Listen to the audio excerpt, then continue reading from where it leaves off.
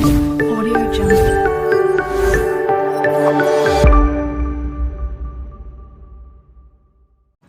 Hello viewers, welcome back to our channel Dinesh Rahul.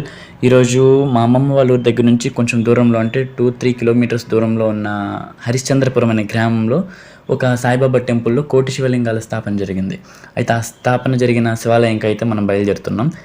దాని ముందు రోజు నుంచి అనుకుంటున్నాం ఎర్లీ మార్నింగ్ వెళ్ళాలని, కానీ 2-3 డేస్ ఆగిన తర్వాత ఇంకా ఎర్లీ మార్నింగ్ చూసుకొని తొందరగా లేచేసి బయలుదేరామన్నమాట. రోడ్డులు చూస్తేనేమో గతుకులు. నిన్న నైట్ ఏమో ఫుల్ వర్షం పడేసరికి ఇంకా ఫుల్ బురద అంతా, రోడ్స్ అంతా సరిగ్గా లేవు. ఇంకా ఎలాగోలా అయితే చేరుకున్నాం. ఇదే చిన్న హరిశ్చంద్రపురం, అంటే హరిశ్చంద్రపురం అనేది దాటిన తర్వాత చిన్న హరిశ్చంద్రపురం వస్తుంది. ఆ చిన్న హరిశ్చంద్రపురంలో ఈ టెంపుల్ అనమాట. ఇంకా బండ్లన్నీ ఒక నేరేడు చెట్టు కింద పార్క్ చేసేసి గుడికి అయితే వెళ్ళిపోయాం. ఫస్ట్ ఎవరికైనా ఎంతూజియాజం ఉంటుంది కదా, కోటి శివలింగాల, అసలు కోటి శివలింగాలు ఎక్కడ పెడతారు, అసలు కోటి అంటే చాలా పెద్ద నెంబర్ కదా, ఎలా జరిగింది అనేది ఒక చిన్న ఎంతూజియాజం అయితే ఉండేది నాకు కూడా. లోపలికి వెళ్ళిన తర్వాత అర్థమవుతుంది. అంటే చూడండి ఎన్ని శివలింగాలు ఉన్నాయో.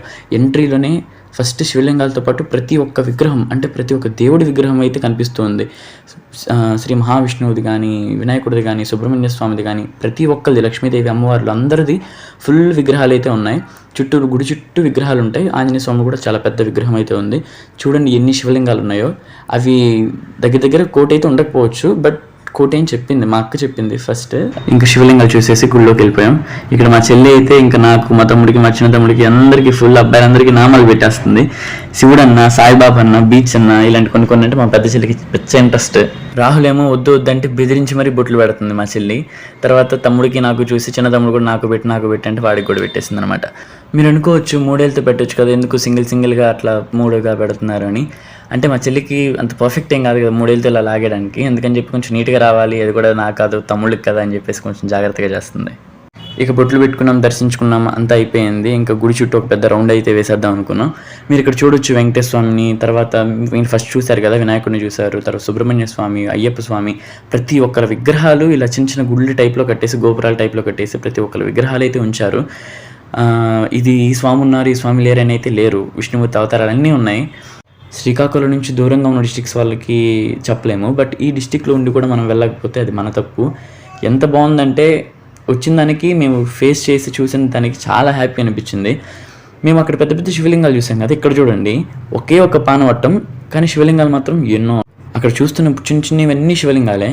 ఇట్లా గుడి అంటే ఈ ప్లేస్ ఆ ప్లేస్ అని ఎక్కడా లేదు, ప్రతి దగ్గర శివలింగం అయితే ఉంది. దేవుడి విగ్రహాలు అయితే చాలా క్లియర్గా, స్పష్టంగా, అంటే ఏ చిన్న తప్పు లేకుండా చాలా అందంగా చెక్కారు. మీరు ఇక్కడ చూడొచ్చు కృష్ణుడివి ఎంత అందంగా ఉందో. ఎక్కడ పడితే అక్కడ శివలింగాలు, ఇక్కడ ఉన్నాయి అక్కడ లేవని అస్సలు లేదు. గుడి ముందు, గుడి వెనక, గుడి పక్కన, గుడి చుట్టూ ఫుల్గా శివలింగాలు ఉన్నాయి. మరి ఇంకా దాన్ని కోటి అనకుండా ఎలా ఉండగలం? నేనైతే కోటి అయితే లేవనిపించింది, బట్ చూసిన తర్వాత ఏమో కోటి ఉండొచ్చు, ఏమో వచ్చిన డైలమా.